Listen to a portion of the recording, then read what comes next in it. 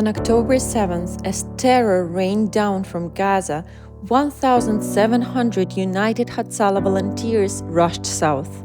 Ignoring the danger they themselves faced, they worked tirelessly to save the lives of countless civilians and soldiers. Here, just 15 minutes away from the Gaza border, on 7th of October, United Hatzalah volunteers landed their 2 helicopters to help those suffered from the terror attack. Avi, a flight paramedic, was on the front lines that day. By 12:30 in the afternoon, he was here at Hallett's Junction, just minutes from Sderot, treating the wounded amid relentless attacks. Avi, please walk us through the timing of what has been happening. What time have you arrived here, and who were the people who you've been helping? So 6:30 in the morning, I woke up. I'm in charge of the psychotrauma unit of Hatzalah. So I woke up all the people from psychotrauma, telling them there's war. And if there's war, we need to treat people and give psychotrauma treatment also to people, soldiers, civilians in their homes.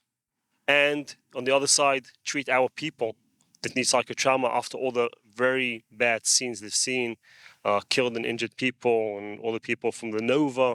So that's my beginning of the day. By 3:45, United Hatzalah helicopters arrived, but the field was far from safe. With bombs falling and gunfire nearby, Avi organized the landing zone. The first helicopter stayed only long enough to evacuate 2 severely wounded soldiers. One was shot to the stomach. We saved his life. We really saved his life. Another soldier was shot in his shoulder and in his thigh also. And the other helicopter took 2 very wounded soldiers also that were fighting in Gaza and in Sderot and the places over here, and took them to hospital. At the end of the day, we took in our flights 9 very wounded people to hospital. We saved their lives for sure. Landing helicopters in an active war zone is a deadly risk, but saving lives was the volunteers' only mission. One of the reasons I came down here is to find a field where helicopters can land. Helicopter needs a very big place to land, and I had to make sure there's nothing here, no debris that can fly up into the helicopter and ruin the helicopter. There's not too much place in the helicopter to treat the patient. There's no communication, like vocal communication, because you hear the helicopter, the engine of the helicopter makes lots of noise. So you have headphones all the time. So it's lots of pantomime and mimics. Many of those saved by the volunteers have since returned to the front lines, continuing to fight this deadly war against Hamas. So I met just a few weeks back one of the soldiers I treated just over here, and he's back in Gaza. And for me, it's like, wow, I managed to save his life, and he's now still guarding the country. Even now, the horrors of October 7th linger in the mind of those who were there. For Avi, the memories of injured and lost lives haunt his sleepless nights as he fights his own silent battle. I have flashbacks. I don't sleep good at night. I have thoughts about the all the people that were kidnapped, about the injured people, the killed people, about my people, the medics and paramedics and doctors from Hatzalah.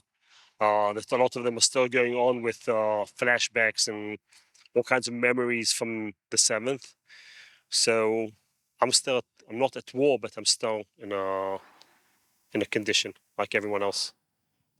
Kibbutz Kfar Aza, just a 6-minute drive from the Gaza border, became another front. Here in Kibbutz Kfar Aza, located on the border with Gaza, over 100 of people have been killed by Hamas. Teams of brave volunteers of United Hatzalah have been one of the first ones to help those affected by the terror attack. Yuval Schlafman, 47, has been a United Hatzalah volunteer for 13 years. Starting as a regular volunteer, he now leads over 100 in the Bikatano area. On the morning of October 7th, he was among the first to arrive at Kfar Aza, where the horrors were just beginning to unfold. In the morning, I woke up like the rest of the Israelis to the sound of the sirens. But on the news, I realized that it's a bit more than regular sirens. and I immediately sent a message to our operation chief. He immediately responded and told me to bring everything I have, all the tactical equipment and the bandage that I have in my branch, and come towards to Khelet Junction. In the minute I arrived to Khelet Junction, they took out all the equipment and told me that I was needed in Kfar Aza. I came here immediately, and since then I was there for the whole day, start treating and evacuate hundreds of wounded militaries and civilians. The volunteers worked non-stop throughout the day. By 8:30 p.m., after countless evacuations, a new call came over the military radio. Civilians needed rescue. Among them was a mother with 4 children, possibly her nephews, all of them in nothing but pajamas. That we start cover them with the rescue blankets, and suddenly the siren went on again for the artillery, and we lay on them. We put them on the ground. We lay on them because we had the ceramic vest, so we became a human shield to protect them. And I remember that the eyes of one of the kids just crossed me, and I remember that I don't know how or what happened.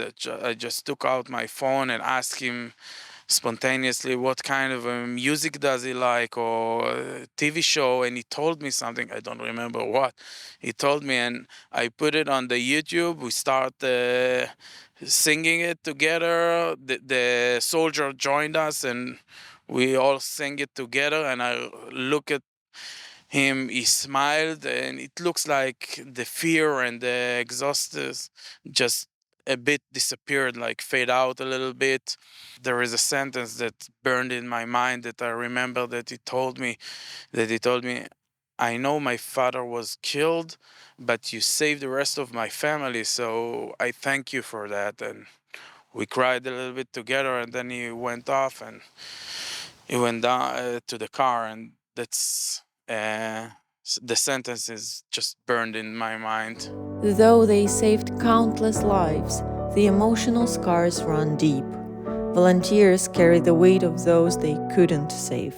Yes, it is the first time I'm here since October 7th. It's very emotional. I have hundreds of pictures of wounded, of dead soldier that laying on the sidewalk covered with a blanket. Hundreds of pictures that coming up, floating again. It's something that probably stay with me to the rest of my life. From the south of Israel, Veronica Nefach reporting for the Media Line.